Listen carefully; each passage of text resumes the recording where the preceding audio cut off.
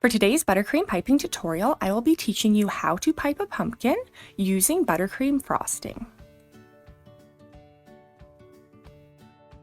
Begin by attaching a square of parchment to a flower nail. Using a number 10 tip and a medium consistency orange buttercream, we're going to pipe a small mound in the center. We want this to be wider than our tip, so apply a good amount of pressure and slowly pull up. To pipe our pumpkin, we're going to work from bottom to top. So place your tip slightly above the flower nail, apply pressure, pull up to the center of the mound, and sharply pull away. Pipe a second line directly across from this.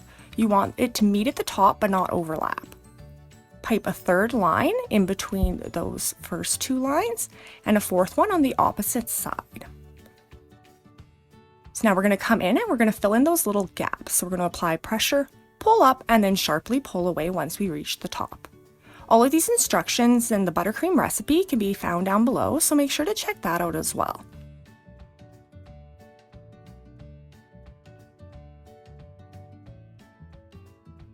Now I'm switching to number 1 tip with some brown buttercream, and I'm going to pipe a few of these curly vines on the top.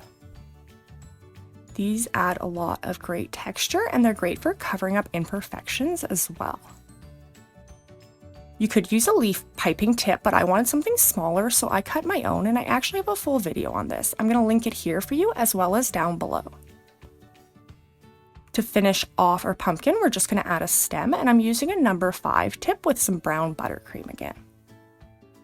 And that is how you pipe a buttercream pumpkin. If you have enjoyed this tutorial, I'd appreciate it so much if you would like or subscribe, and I have a bunch of great fall piping tutorials coming up that I really hope you'll join me for.